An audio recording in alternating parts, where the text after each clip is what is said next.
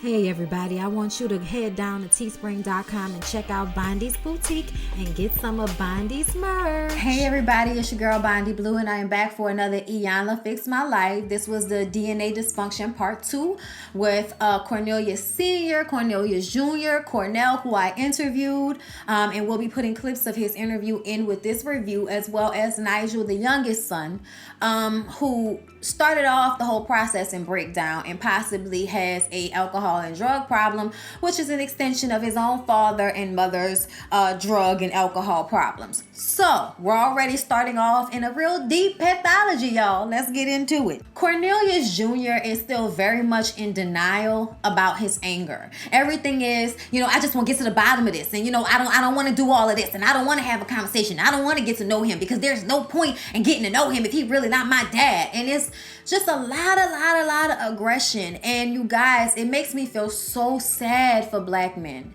And not all, okay, but black men who live in environments where they're not allowed to express emotion without it coming off as weak. That is such a fucked up thing to teach ourselves and our kids. I realize that in different times we had to be tougher, but I think that we're in a day and age now where young black men need to get help for these types of anger issues.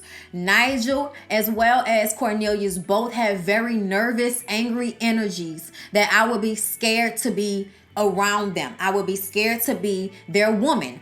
If you don't know how he's going to react at any given moment, like I kind of grew up like that, and I would not want to continue having a life like that. I don't want to have to be on eggshells all the fucking time. So when we look at Cornelius Jr., who doesn't want to discuss the fact that his wife left him because of his anger issues, but here he is acting like his anger issues aren't an issue. But they are, because in this moment, you can't even hear what's being said. You can't say how you really feel. You can't even communicate that without all of this aggression attached to it. And it's because everybody black in the hood has been taught that emotion, crying, showing any amount of sadness, depression is weakness. So now we translate that to anger.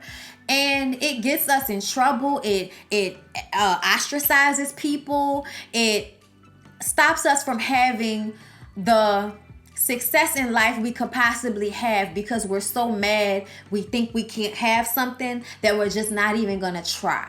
It's so much of that. I see it all the time. And even in situations where you might financially or, as far as, your work or your job or whatever you're doing to make your money, you might be doing well in that area. But in your personal life, in your relationships with the women, with your children, if you don't handle the issues you've been given by your parents, regardless of whether they're your biological parents or not, you've been given their abandonment issues. And if you don't deal with it, it will creep out in your children. It will creep out in your friendships and your relationships and your physical health. It will creep out in one way or another. So it's best to deal with it and enjoy your fucking life than to be sitting around thinking you enjoying your life because you drunk and high all the time. Trust me, I know. It's not really enjoying your life. It's just not. Especially if you're doing it to cover up pain. They discuss what each brother is angry about. Cornelius is mad about everything. He can't even really vocalize. He's just, whatever. That's the energy. And Nigel is mad about being separated from his brothers because he had to be alone while he watched his mom shoot up and nod off. The fear that must have been in him. You can't, know what it feels like for a child to watch their mom go into a dope high. There ain't no waking her up at some point. That's gotta be very scary for him. And then people who are dope addicts can sometimes be very cold and detached. They're not in touch with no fucking emotions. How are you giving a child emotional support when you a dope addict? That sounds impossible to me. But the boys still wish that they would have had their father there, regardless to whether he was on drugs. Nigel wants to understand why, mama was there, but you couldn't be there, and she was on drugs too. And what he needs to understand is men's responsibility in the family dynamic, especially in his daddy's age range. Them niggas ran. They ran. They didn't stay because it wasn't their responsibility to stay. Like, women have the responsibility to stay. You came out my body. I gotta make sure that you all right, even if I am on dope. A lot of them are like that. They'll be laid up having a John, having sex, women, baby laying right there like on Queen Sugar. It happens. Because women still feel responsible to an innate level, I think, some women, to still in some way be responsible for their children, especially if they ain't got nobody to drop their kids off to, okay? If they ain't got no mama to drop the kid off to, what they gonna do? You know, everybody doesn't want to actually give their child up. They think they can do drugs and have their child too. And I imagine that that's what that mama thought, because she never gave him up. She didn't try to get rid of him. And I feel like I don't understand why he was not brought to the auntie's house. Why was CPS never called? Why was it that nobody ever came back for Nigel? And Nigel was left to deal with that on his own. And yes, I can totally understand and see why he's so angry. But that doesn't give him an excuse to not take care of it or deal with it once it's been brought to your attention. Once a mirror has been held up, the excuses are over to me. Bottom line of it all is that Cornelius Sr., Neil, needs to understand how to communicate his pain to his children so they can understand him. Iyanla gave everybody a cup of dirt, mayonnaise, mayo, ketchup, all kind of shit to just show, and filled it up with water to show all the pain that they have in their lives, and how the pain from Senior has given the pain to the boys' cups, and how Senior's daddy put pain in his cup. Like, everybody, that's why pathology is so important. And it's so important that you not just tell your kids the right thing to do, but be the best example for them, because they're going to do what they see. And what they see, they will give to their own children, and so forth and so forth. So we have to try to give as much of the good things about ourselves, way more than the bad things. And sometimes you just can't help the shit. You are who you are, and you do the best you can. But I think that the thing that annoyed me the most about Nigel and Junior is I felt like they are their father, and they're trying to act like they're not. Just because you haven't abandoned your kids doesn't mean in one way or another your issues have not showed up in them and on them in a negative way. I'm just saying. One of y'all is an alcoholic and a drug addict. One of y'all drove the wife away because you can't stop fighting and arguing.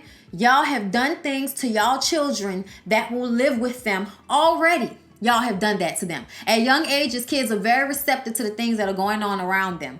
And whatever y'all have done to their mothers, in front of them, around them, they have soaked that shit up like a sponge. It's already starting to become who they are. It's already starting to build up their makeup. So for them to sit there and be like children in the way they can't hear or listen to what Iyanla or Neil is saying initially, it's just like y'all are already like him, and y'all are mad and fighting against this because you don't want to be. But you already are, because of the way you're handling the situation, especially Cornelius Jr., because his thing is to get up and walk away. And how is that any different from what Cornelius Sr. does, you know, just in their life, period? Gets up and walks away. Iyanla talks to Senior one last time, just the two of them, before she brings them in front of the boys. So Senior says to Iyanla that he had no business in a relationship because he was a hurt person already. And something he has not been able to vocalize is that he and his youngest twin share something. Cornell shared with me that he had also been touched or sexually, molested in some type of way as a child. That's my aunt. She had me and my twin sister's birth, like I said. I remember the first 7 years being, real dope, like her bringing us to the park and monster truck shows, Disney on Ice. I remember stuff like that. And then she started dating. And when she started dating, that's when we kind of fell to the background. I remember there was one time we were in the process of moving my grandmother to the house of my grandfather that they had just bought. And there was a washer and dryer in the basement. So I guess he brought his clothes over because he was doing laundry. and he asked me, "Oh, yeah, you want to help me do laundry or whatever?" I was like 8 years old at the time. So then we're downstairs in the basement, and there was a couch down there, and he's like, "Oh, can I show you this wrestling move?" And I didn't know shit about sports. I wasn't, like, Twin was into sports. I wasn't into sports, so I didn't know anything about sports at that time. So what he showed me was what equivalent to what I remember wrestling to be. Basically, I remember me being so tiny that I'm laying on the couch on my back, and his chest hair is just all in my face, and he was just grinding on me. It started it was like 3 times. It started from like grinding to then fondling, and then I remember the last time was when I got up, and then he like pulled my pants down, and I'm sitting here looking at my little Ninja Turtle tidy whities, and I'm like, wait a minute, no one's supposed to do that. Right. And that's when I realized something was like off about whatever was going on, and then I just like ran upstairs.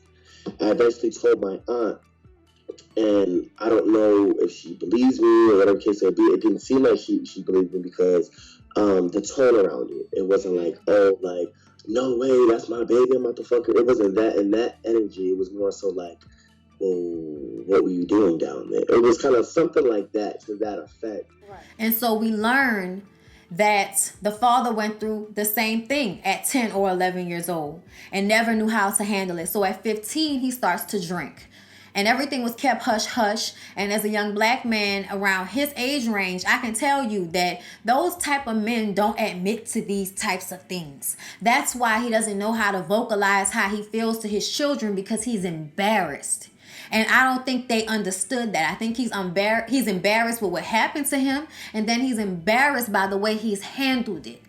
And being on drugs doesn't make that any easier. There's a lot of guilt, and he doesn't know how to vocalize it. And I think that he really, really tried to say how he felt and what he was dealing with. And he said that there was incest in his family as well. So he didn't say who did it, but it made us feel like it was a family member. And that Laverne, their mother, made him feel special. And, you know, that's how he got on the drugs. And Iyanla tells him that he needs to be ready to deal with his children because they are angry with him. So he's going to, need to be able to answer their questions with some understanding of what they're searching for emotionally. It's not just the intellectual thing. And let me say this, because I really hope the dad and, I know Cornell will watch this, but I hope one of the other brothers watches this, because since the show, they got into it online, and Cornell sent me some stuff because people were trolling online and talking about what the dad should have done and all of this. And then people come to his defense, and now people are arguing, and now his sons and the dad are getting involved. And y'all need to keep people, okay? Like, I'm not saying don't watch a bitch review. What I am saying is, do not let anybody, including me, cause dissension in y'all's relationship. And I hope that's not what I'm doing. But when I see people commenting about other people's relationships based off of a show, everybody has their opinions, okay? Myself included. But sometimes people talk from a place of entitlement to be included in the conversation of your family dynamic, to which they are not. They do not deserve, and they should not be in your business in that way. It does not matter if this show was on television and they saw it. The issues that y'all have needs to be kept amongst y'all. Don't let none of these people online say something to make you argue with your father or with your brother or with your son or whoever else. People online feed off of the attention. Nothing that they say is coming from a place that really cares about any of y'all. Because if it did, they would not be up here trying to create more dissension on an already stressful relationship. I don't like that shit. And I don't like when y'all that are on the show engage with these people. Don't fucking engage with these people, because we only know what we see on the show. And if they don't have the compassion and the intellectual capability of approaching this from a place of, yeah, we talking about this, but at the end of the day, this ain't my business, this ain't my life, this not my place, to actually go to a person and tell them how they need to be handling their fucking private life just because it was on Iyanla, they need to have more common sense than that if you're gonna listen to anything that they say. So the fact that y'all even got into it with them people upset me, and I want to say, please stay the fuck off social media if this is how it's going to go down, because it's not worth it. And that's all I got to say, and I hope y'all heard me. So let's go ahead and move on. When they come together, Cornelius Jr. wants the results. He don't want to have a conversation. He doesn't want to ask his father the questions that he wants to ask him, because all he's worrying about is, are you my father? It pissed him off because he had never heard before that there was a possibility that he wasn't Cornelius Sr.'s son. And at some level, that really disturbed him. And now he's sitting here upset and can't really have the conversation, because all he wants to know is this my father? Because if he's not my father, there's no point in having the conversation. And I feel like that's not true. At the end of the day, he's the person that you grew up feeling was your father. He's the person that you felt abandoned you. So regardless to biologically whether he's your father or not, your issue is still with him. And I think that at the end of the day, I would rather have an alive father that I can tackle these issues and fight and make up with than have my father be a dead man. Okay, because that is what was explained. Cornelius Sr. explained, because once they actually got to the conversation, Cornell asked, why did he think they weren't his children? And he said because their mom would prostitute herself to make money for the drugs. And here's the thing, they kind of all got upset because they don't want to hear anything bad about their mom. But I don't know what's worse than shooting up heroin in front of your fucking kid.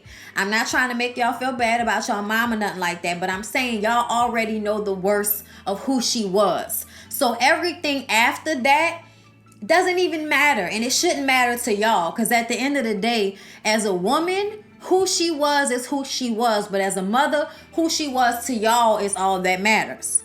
So hearing the truth from Neil's perspective is what y'all are asking for. You need to be open to hearing what it is. And what it is he didn't believe that y'all, were his because your mom slept with a friend of his for some money, and y'all kind of favored him in his mind. Okay, that's why. But I felt like he looked just like them children. Like, I didn't know what the daddy was talking about. When I had my conversation with Cornell, I felt like I could clearly see that was his, children. So for me, I just kind of, knew already. And the fact that all these years you've, kind of let this hang in the balance, I understand their anger. But I think they really don't understand how out of it he was on drugs. They don't want to hear that, but that is the honesty of the situation. A heroin dope addict, y'all should just be happy that he's still alive at this point. I'm just saying, like, most people who do dope for that long, 30 years, do not live to tell the story and can still talk.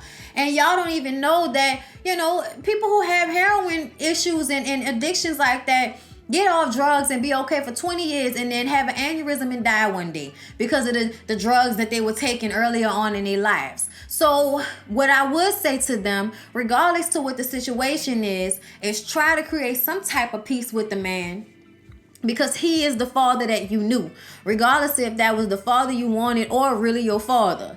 So Nigel says that, starts to go off about how he's a G and he ain't about to act like Senior reached out, because that's what he said. Neil was like, I try to reach out, but he's angry with me, and Nigel's anger is very explosive, and I understand why Neil don't want to deal with that. I'm not saying it's right, you need to push through, but I don't want to almost have to put my fucking hands on my kid. Like, I understand why you would remove yourself from that situation.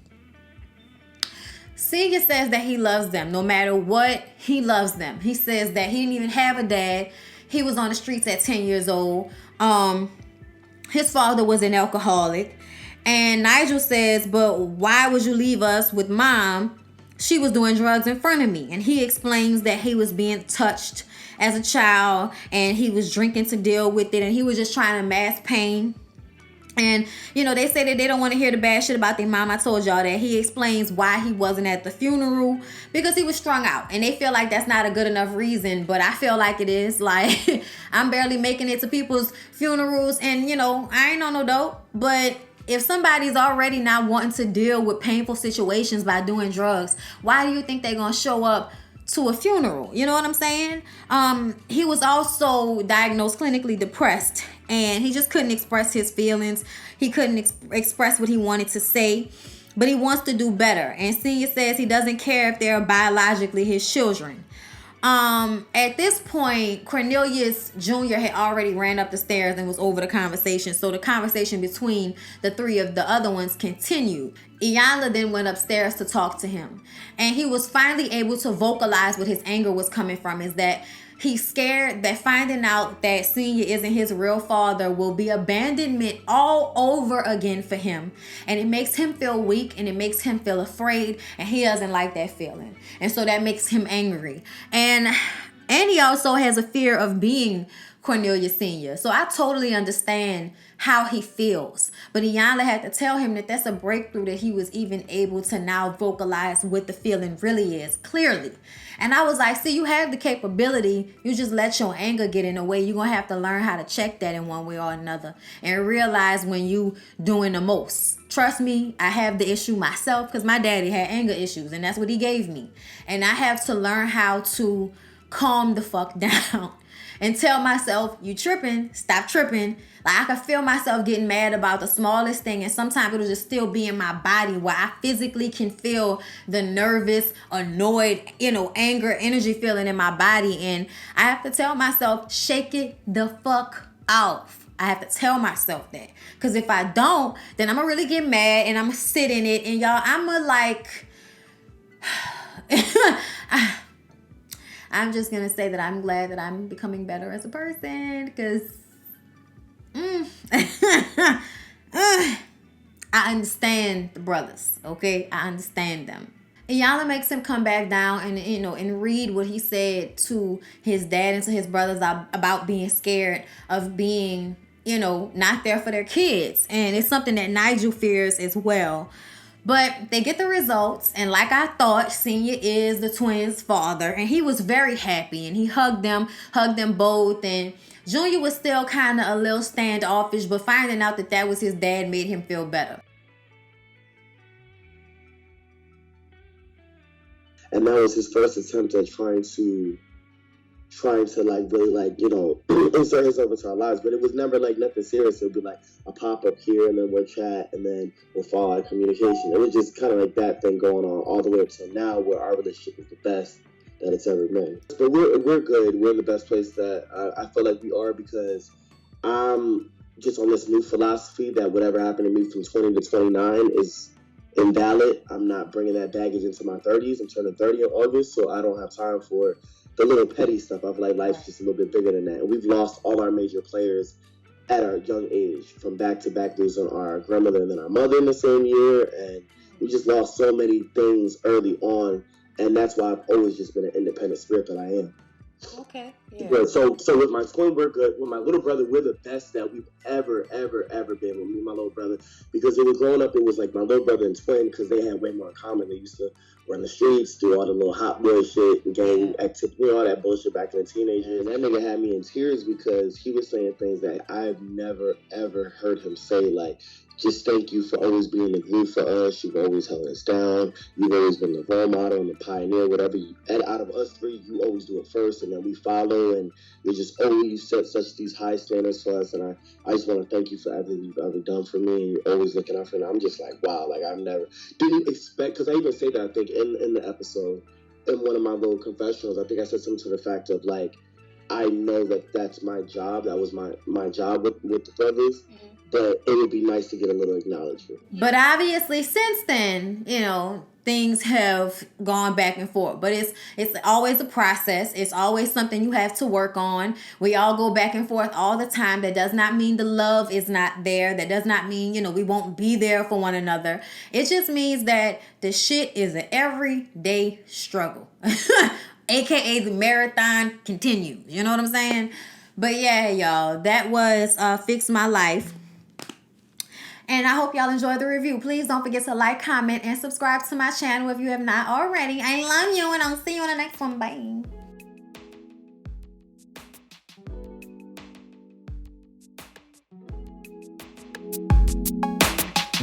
Bye.